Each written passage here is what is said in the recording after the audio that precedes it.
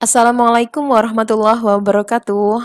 Kali ini saya akan membahas mengenai distribusi probabilitas kontinu dari bukunya Douglas Lynn chapter 7.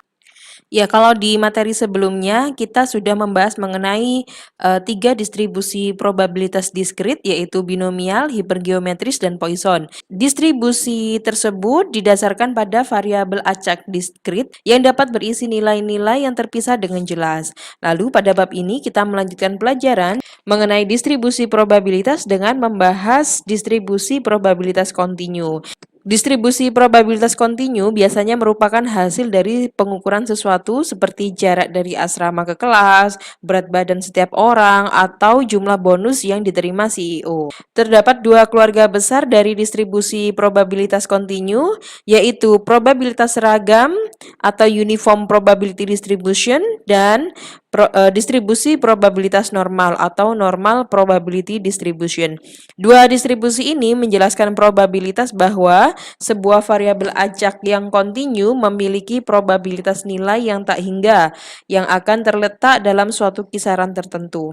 Sebagai contoh, waktu untuk mengakses halaman web McGraw-Hill terdistribusi secara seragam dengan waktu minimal 20 milidetik dan waktu maksimal 60 milidetik. Kemudian kita dapat menentukan probabilitas halaman dapat diakses dalam waktu 30 milidetik atau kurang.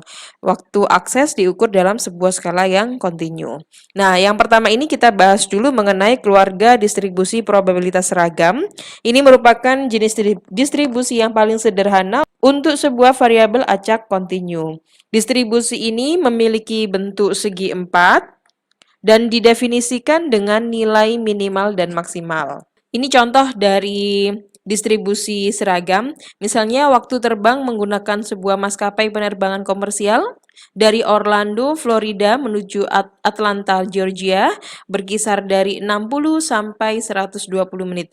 Variabel acaknya adalah waktu terbang di dalam interval ini. Perhatikan bahwa variabel yang diteliti waktu terbang dalam menit adalah kontinu dalam interval 60 menit sampai 120 menit.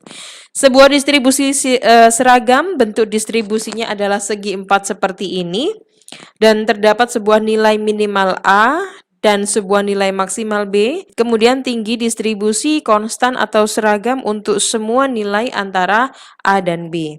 Rata-rata sebuah distribusi seragam terdapat di bagian tengah interval antara nilai minimal dan maksimal, jadi minimal tambah maksimal bagi 2. Kemudian standar deviasi yang menjelaskan penyebaran sebuah distribusi, rumusnya seperti itu. Kemudian persamaan untuk distribusi probabilitas seragam adalah 1 per B min A. Oke, untuk distribusi yang menjelaskan sebuah variabel acak kontinu, luas di dalam kurva distribusi menunjukkan probabilitasnya. Untuk distribusi yang menjelaskan sebuah variabel acak kontinu, luas di dalam kurva distribusi menunjukkan probabilitasnya. Jadi dalam distribusi seragam, bentuk segi empatnya memungkinkan kita untuk menerapkan rumus luas segi empat. Ingat bahwa kita menemukan luas segi empat dengan mengalihkan panjang dan tingginya. Untuk distribusi seragam, tinggi dari segi empat ini adalah probabilitas X-nya, yang rumusnya adalah 1 per B min A.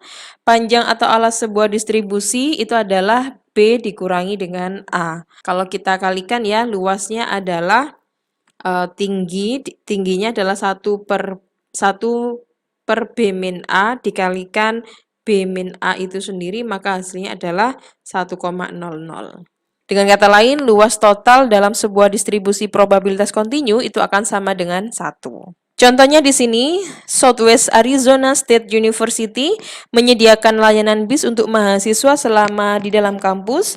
Sebuah bus tiba di pemberhentian di North Main Street and College Drive setiap 30 menit sekali antara jam 6 pagi sampai jam 11 malam selama akhir pekan.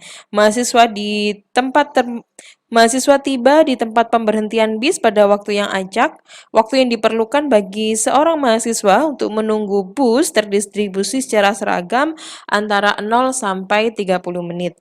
Nah, pertanyaannya sekarang diminta menggambarkan distribusinya. Tunjukkan bahwa luas distribusi seragam ini adalah 1. Lalu berapa lama seorang mahasiswa biasanya harus menunggu sebuah bis? Dengan kata lain, berapa waktu tunggu rata-rata? Berapa standar deviasinya?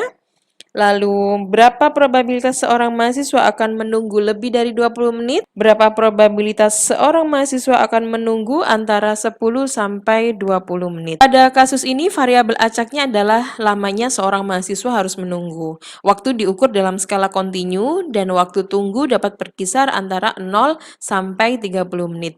Nah, diagram distribusi seragam ditunjukkan melalui gambar ini. Garis horizontal digambar dengan ketinggian 0,33. Ini diperoleh dari 1/30 dikurangi 0. Kan tadi waktu tunggunya adalah antara 0 sampai 30 menit gitu kan. Kemudian jangkauan distribusi ini adalah 30 menit, yaitu 30 dikurangi 0. Maka hasilnya akan seperti ini. Lalu waktu yang diperlukan oleh mahasiswa untuk menunggu bis adalah seragam dalam interval antara 0 sampai 30 menit. Jadi untuk kasus ini A-nya adalah 0, ini A, kemudian B-nya adalah 30. Maka luasnya itu adalah 1/30 dikurangi 0 dikalikan 30 dikurangi 0. Hasilnya adalah 1. Maka confirm ya kan? Menemukan rata-ratanya, kita menggunakan rumus A plus B dibagi 2, maka ketemu 15.